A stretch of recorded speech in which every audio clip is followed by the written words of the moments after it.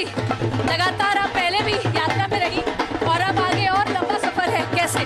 मुझे लगता है कि जैसे जैसे हम यात्रा कर रहे हैं हमारी एनर्जी दिन दुगनी रात दुगनी हो रही है और एक इतना ज़बरदस्त उत्साह है कि अगर आपकी कैपेसिटी नहीं भी है तो उस उत्साह से आप अपने आप चलती हैं। और ये आप खुद आप मेरे ख्याल से इसको देख रहे होंगे। ये यात्रा से कहा जा रहा है कि राहुल गांधी की पर्सनैलिटी में दिन पे दिन सुधार और बदलाव बेहतरी की तरफ देखा जा रहा है। आपका एक ट्वीट पड़ा था जिसमें आपने कहा था कि मैं 8वीं में थी तब से मैं 10 जनपद जा रही हूँ। जाहिर तौर पे आपने राहुल गांधी को तब से देखा है, समझा है। तो आपके जो युवा नेता हैं राहुल गांधी, कितना बदलाव इस यात्रा के माध्यम से आप देख पा रहे हैं? देखिए, राहुल गांधी जी ने 2 दिन पहले भी ये कहा था कि हज़ारों करोड़ रुपए भाजपा उन्हें टारगेट करने के लिए, उनकी छवि खराब करने के लिए, धूमिल करने के लिए लगाती है। और जब वो ऐसा करते हैं तो ये मानते हैं कि वो सही डायरेक्शन में जा रहे हैं, वो सही काम कर रहे हैं। अगर आप कुछ नहीं कर रहे, काम नहीं करेंगे, कुछ नहीं करेंगे तो कोई गलतियां नहीं निकाल पाएगा, कोई आपको टारगेट नहीं करेगा। और निश्चित रूप से अगर आप टैलेंट हैं, कुछ कर गुजरने का जज्बा रखते हैं, बदलाव लाना चाहते हैं और परिदृश्य को बदलना चाहते हैं और आप उस तरीके की फोर्स हैं तो निश्चित रूप से आप पॉलिटिकली टारगेट होंगे। तो मैं ये मानती हूँ कि वो शुरू से एक बहुत परिपक्व नेता रहे हैं, लेकिन भाजपा ने जो एक आवरण बनाने की कोशिश करी वो आज पूरी तरीके से खंडित हो चुका है। वो ज़मीन पर है और 8 और 16 को जो छुट्टी है, 9 और 16 को, उसमें भी जयराम रमेश जी ने कह दिया है कि वो कंटेनर में रहेंगे, कहीं छुट्टी नहीं लेंगे। हर व्यक्ति से आत्मीयता से मिल रहे हैं। रैली के अंदर आप देख सकते हैं बुजुर्ग, महिलाएं, बच्चे जो उन्हें अप्रोच करते हैं वो उनसे मिलते हैं, बड़ी आत्मीयता से मिलते हैं।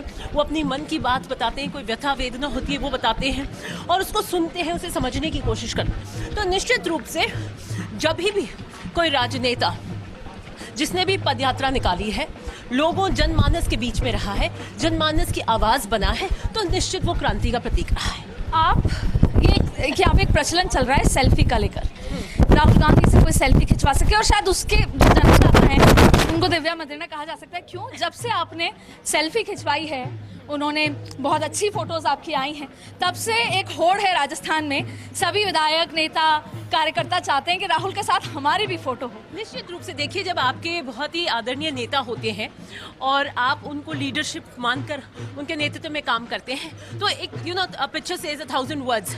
आप हमें तस्वीर को संजो के रखते हैं। आपके खुद के बचपन के जो पल होते हैं आप उनको देखते हैं, बाद में कुछ वो स्वर्णिम पलों की तरह में आप उन्हें याद रखते हैं। तो एक मौका है और मुझे लगता है एमएलए एमपी तो छोड़िए, आम व्यक्ति के लिए, आम गरीब के लिए, किसान के लिए, मजदूर के लिए, आज पाटन के जिस गांव से हम निकल रहे हैं यहाँ पर अगर किसी की ढानी है उसको वो मौका मिल रहा है कि वो राहुल गांधी से संवाद कर सके, फोटो खिंचवा सके।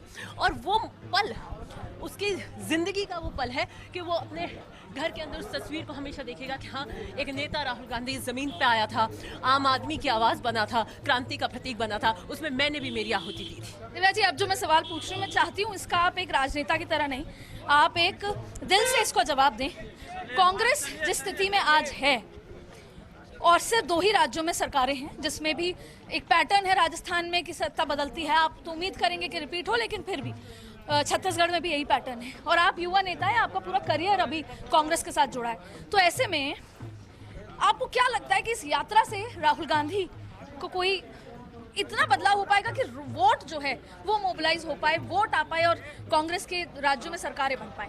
दिल से चाहूंगी मैं वो राजनेता हूँ जो हमेशा दिल से राजनीति करती हूँ और जो मेरे मन में है वही मेरी ज़ुबान पे होता है। मैं कभी उसमें कोई फ़र्क नहीं आने देती हूँ और वैल्यू बेस्ड पॉलिटिक्स करते हैं।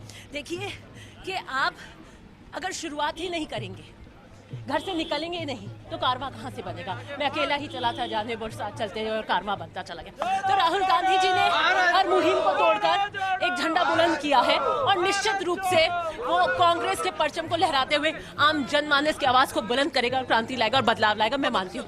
आपने दूसरी बात कही एक पैटर्न की, मैं पैटर्न से बिल्कुल डिसएग्री करती हूँ। It is not a pattern. There are some political जो चेंजेस हैं वो करने की आवश्यकता है, कहाँ पे हमें क्या देखने की आवश्यकता है। कास्ट कॉम्बिनेशंस भी होते हैं, डेवलपमेंट के कुछ मुद्दे होते हैं, कई बार हमारी स्कीम्स है बहुत अच्छी लॉन्च करते हैं लेकिन जनता तक पहुँच नहीं पाती है, कई ऐसे कारण रह जाते हैं। मुझे लगता है कि हमें पीछे के अपने सारे देख कर, और अभी हमारे पास 1 साल है, अगर हम उनको सही इम्प्लीमेंट करें तो हम सरकार रिपीट कर सकते हैं। It is not a pattern. सफेद रंग शांति का प्रतीक है और आज जो खूबसूरत साड़ी आपने पहनी है, शायद इससे भी आप मैसेज दे रही हैं। लेकिन दाद देने की बात है कि इतनी लंबी यात्रा और साड़ी में आप इसको कवर कर रही हैं, ये अपने आप में एक बधाई की बात है। तो ये थी महिलाओं को, युवाओं को, महिलाओं को, और मैं अप्रिशिएट करती हूँ कि देखिए आप एक जर्नलिस्ट हैं और एक बहुत डिफिकल्ट जॉब है, आपको बहुत डिफिकल्ट टेरेन के ऊपर कवर करना पड़ता है, रिस्क फैक्टर्स पे कवर करना पड़ता है, जाना पड़ता है, और महिलाएं और युवा बच्चियां जब यहाँ आती हैं। ठीक है अदिति, दिव्या बंदेरना पहले दिन से ही लगातार इस भारत जोड़ो यात्रा में चल रही हैं, उनसे बातचीत आपने की और तमाम बातें उन्होंने बताई भी हैं। आप बने रहिए हमारे साथ, आगे भी रुक करते रहेंगे आपका। लेकिन